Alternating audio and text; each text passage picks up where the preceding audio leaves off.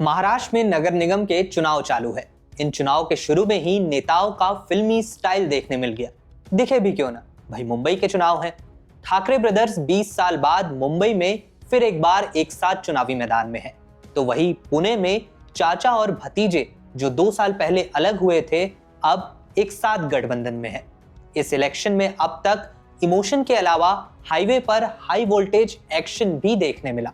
और क्या चल रहा है महाराष्ट्र की पावर पॉलिटिक्स में, आइए जानते हैं। महाराष्ट्र के 29 शहरों में 8.5 साल बाद नगर निगम के चुनाव हो रही है। ये चुनाव पिछली बार 2017 में हुए थे। अब यहाँ ये सवाल उठता है कि जो चुनाव 5 साल बाद होने थे, वे 8 साल बाद क्यों हो रही है? तो इसका सीधा जवाब है, नगर निगम, नगर पालिका, जिला पंचायत और सरपंच के चुनाव करवाना स्टेट इलेक्शन कमीशन का काम और राज्य सरकार की जिम्मेदारी है। जब इलेक्शन टाइम पर नहीं हुए तो मामला सुप्रीम कोर्ट पहुंचा। सुप्रीम कोर्ट के ऑर्डर के बाद महाराष्ट्र सरकार लोकल बॉडी इलेक्शन और ज्यादा नहीं टाल सकती थी, इसलिए अब 8 साल बाद ये चुनाव कराए जा रहे हैं। इस इलेक्शन में बीजेपी, एकनाथ शिंदे की शिवसेना और अजीत पवार की राष्ट्रवादी कांग्रेस पार्टी ने कई शहरों में एक साथ चुनाव लड़ने का ऐलान किया था, लेकिन चुनाव की तारीखें पास आते आते सत्तारूढ़ गठबंधन में फूट पड़ गई। 29 में से 15 नगर निगमों में राज्य की सत्ता पर काबिज बीजेपी, शिंदे की शिवसेना और अजीत पवार की एनसीपी अलग अलग चुनाव लड़ रही है। मुंबई नगर निगम यानी बीएमसी की बात करें तो यहाँ की 227 सीटों पर महायुति से बीजेपी 137 और एकनाथ शिंदे की शिवसेना 90 सीटों पर चुनाव लड़ रही है। वहीं राज्य के उप मुख्यमंत्री अजीत पवार की पार्टी राष्ट्रवादी कांग्रेस ने मुंबई की 50 से ज्यादा सीटों पर अपने अलग उम्मीदवार उतारे हैं। वहीं दूसरी ओर मुंबई नगर निगम की सत्ता पर पिछले 25 सालों से काबिज शिवसेना इस बार राज ठाकरे की महाराष्ट्र नवनिर्माण सेना के साथ चुनावी मैदान में है। मुंबई उद्धव ठाकरे की शिवसेना का आखिरी किला है, जिसे इस बार बीजेपी जीतना चाहती है। अपना अस्तित्व बचाने की लड़ाई में इस बार ठाकरे ब्रदर्स एकजुट है। उद्धव ठाकरे की शिवसेना 165 सीटों पर, तो वही राज ठाकरे की मन से 52 सीटों पर चुनावी मैदान में है। इन दोनों के साथ शरद पवार की राष्ट्रवादी कांग्रेस पार्टी भी है, जिसने मुंबई में 10 सीटों पर अपने उम्मीदवार उतारे हैं। कांग्रेस मुंबई में राष्ट्रवादी और शिवसेना से अलग एकला चलो रे की नीति के तहत मैदान में है।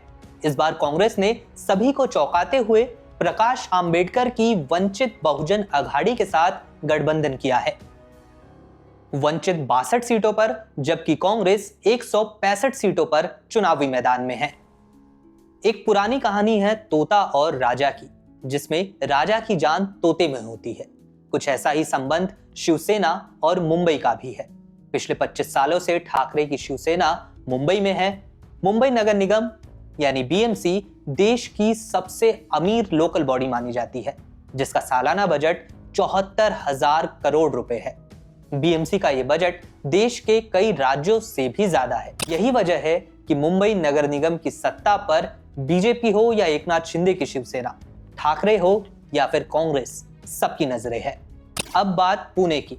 पुणे और पिंपरी चिंचवड़ नगर निगम के लिए चाचा और भतीजे यानी शरद पवार और अजीत पवार साथ आ गए हैं।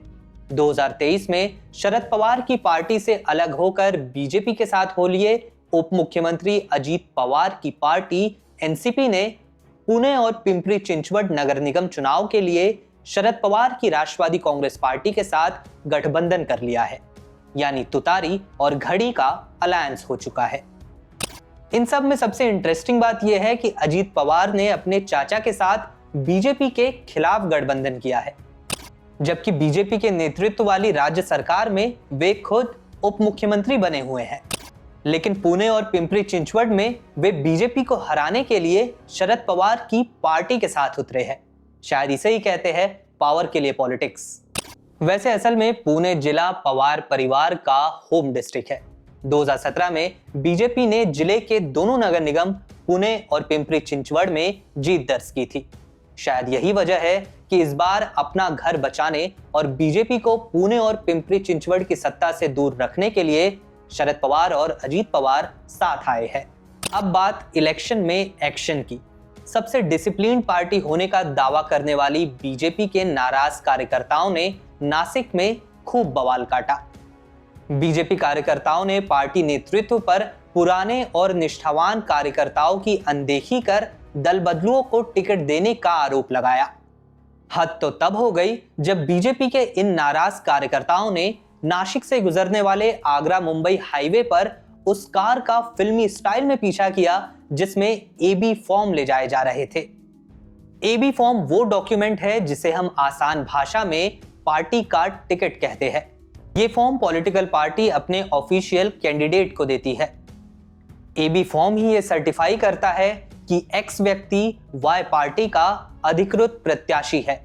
एबी फॉर्म चुनाव आयोग के पास नॉमिनेशन के वक्त उम्मीदवार को जमा कराना होता है।